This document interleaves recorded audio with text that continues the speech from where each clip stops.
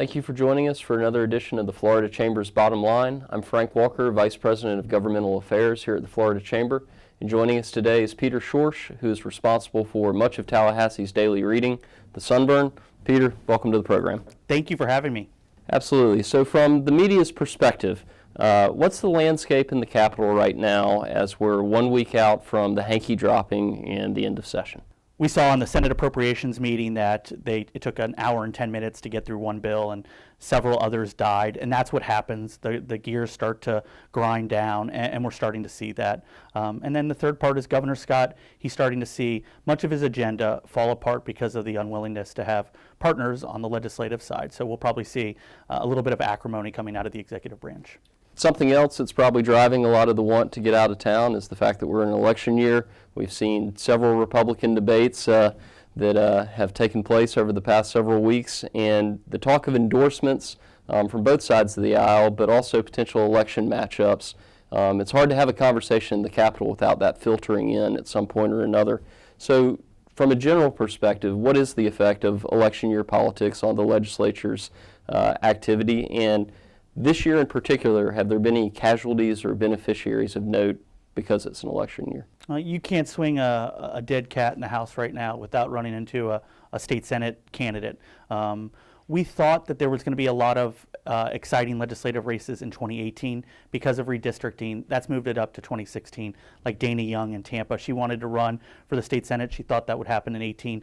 Now it's happening in 2016. It's creating a domino effect in her seat, people wanting to run for that state House seat. And you're seeing that throughout the state. South Florida, there's going to be 3 or 4 competitive state Senate seats. Northwest Florida, you've got competitive Republican primary. It is impacting these guys because they don't want to take a vote, especially on things that are, I think, that are being driven by the Tea Party right. If you're in a primary, the incentives bill is one of those things that you're going to get hit on by Americans for Prosperity, so you don't want to take a bad vote there. The open carry and the other gun bills in Republican primaries, I'm sure the NRA is going to get involved in there. The gambling issue, that was a big issue in Republican primaries. So you're seeing a lot of friends right now in the House. They're going to be facing off against each other in the Senate, and nobody wants to take a bad vote. As we get down to the nitty-gritty, 1 week away from sine die, as I mentioned, you suggested that certain things are starting to find their way to the runway, and other things are starting to find their place on the shelf.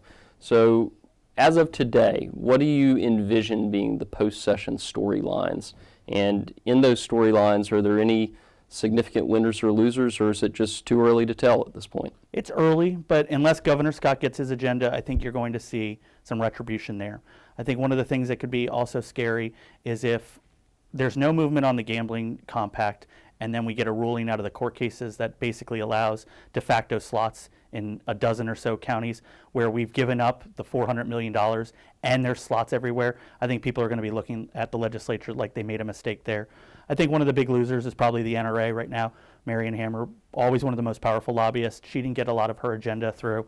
I think also the people that were fighting for the Competitive Workforce Act, I think that was actually a winner even though they lost. I think they got hearings this year. I think that's something that's going to be coming back until it's done and accomplished.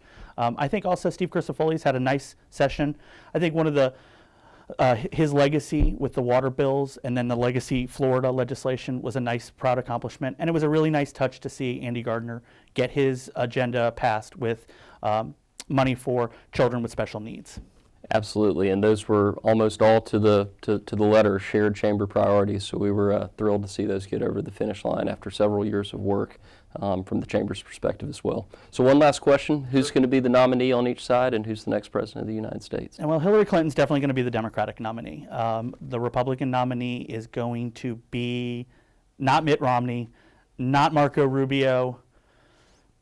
All right, it's going to be Donald Trump. I just don't see anybody stopping him right now. And it should be Donald Trump because he's won all the elections that he's been in. If you win 4 quarters of football, at the end of the game, you're the Super Bowl champion. And so, but I do think at the end of the day, Clinton beats Trump just because the demographics have shifted in so many of the battleground states, and now they favor Democrats. I certainly hope you're wrong on that last one, but I certainly also appreciate you joining us today. Thank you for being here. And to our guests, thank you for joining us for another edition of the Florida Chamber's Bottom Line.